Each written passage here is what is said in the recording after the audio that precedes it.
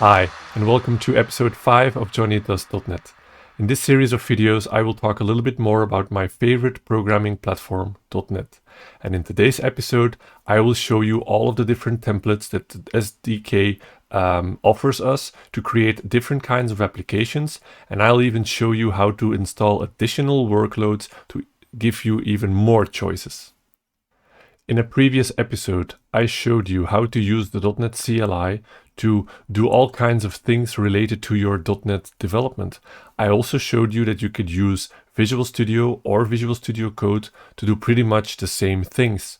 Now today, I will show you all the different templates you can use to create new applications and start developing these new applications. So we'll start with the .NET CLI. So as I showed you before, the .NET CLI uses the .NET command, and the .NET command gives you some more information about what you can do. If we do -h, for example, I can see what all of the different commands are that I can use to use this SDK .NET command.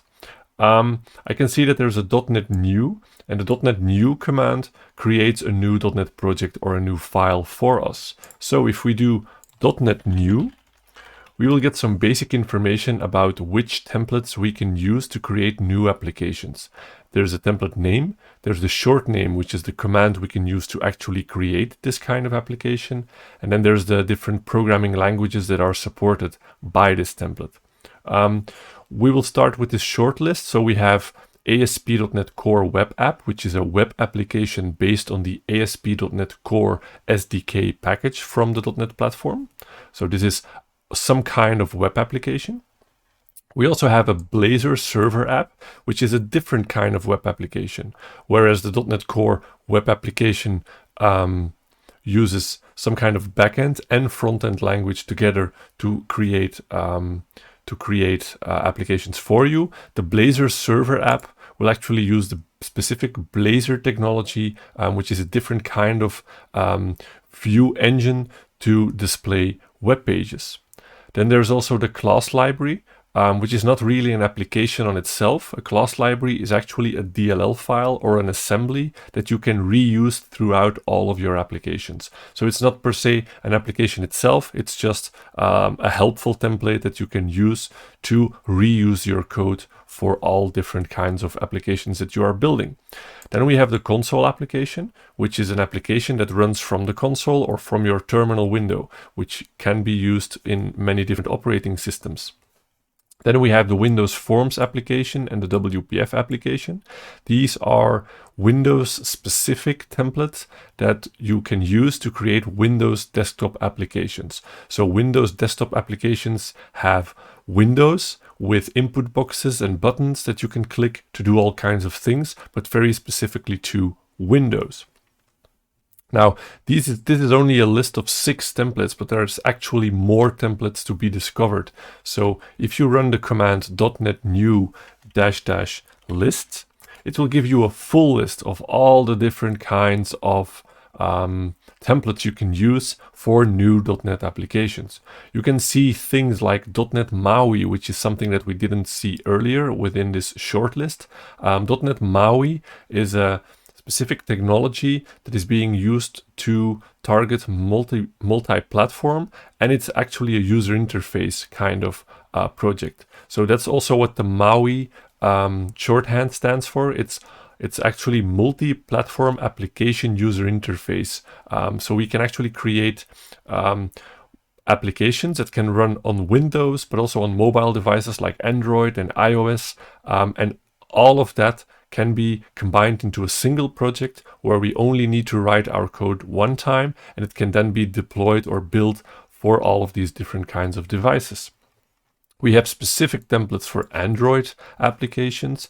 There's the ASP.NET web applications, and there's different flavors of ASP.NET. We have an empty ASP.NET Core application if you want to do everything from scratch yourself. We have the web API to create HTTP APIs or REST APIs. There's the web application, just a regular one, or the one that uses the model view controller concept. There's one that uses the Angular JavaScript framework, and there's one that uses the React JS framework. There's also gRPC services in ASP.NET, which is kind of a web service that uses the remote procedure call gRPC technology. Then we have a different kind of web applications. We have the Blazor web applications, where we have the server app and the WebAssembly version. Again, we have the class library, which we already talked about from that shortlist. Also the console application, and that's also from that shortlist. Then there's a couple of different helper files you can create. There's iOS applications for iOS devices or Mac Catalyst devices. There's unit test projects. There's even Quantum applications, because I have the Quantum SDK installed from Microsoft. There's a Windows Form app, which we already seen. There's a Windows Form control library. So again, if you're creating Windows Forms applications, so an application for Windows Desktop, you can also create class libraries or control libraries for classes or controls that you want to reuse throughout all of your applications. So these again are assemblies that contain pieces of standardized code that you can reuse multiple times. Again, there's the WPF application, which is also a kind of Windows Desktop application.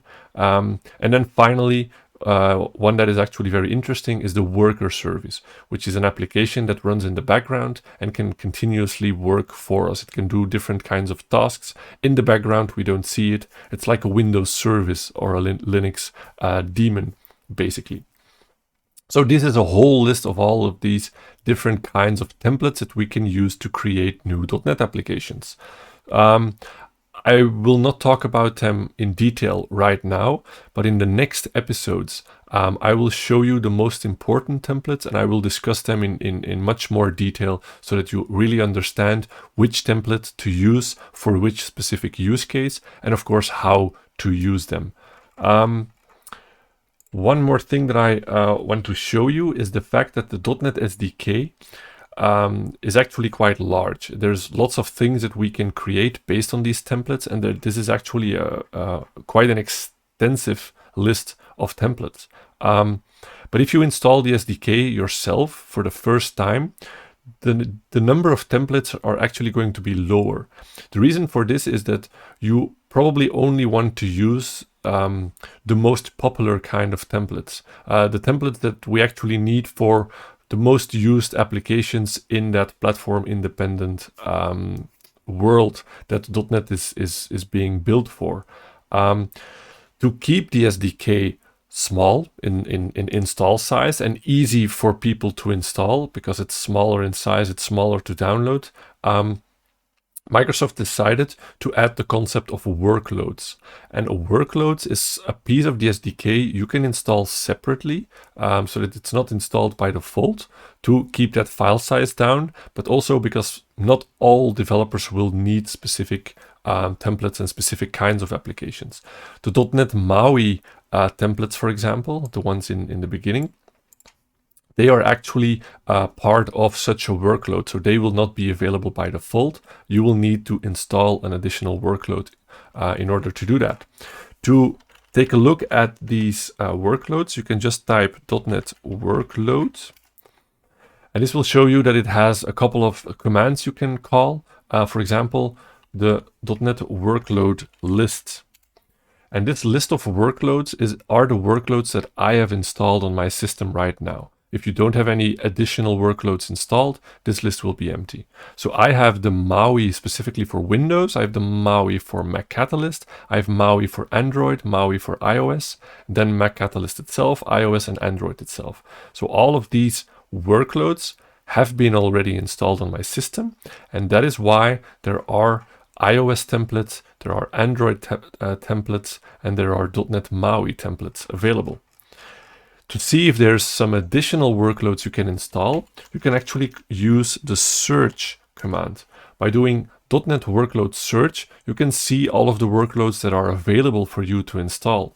So you can see that I don't have all of them installed. There's even more.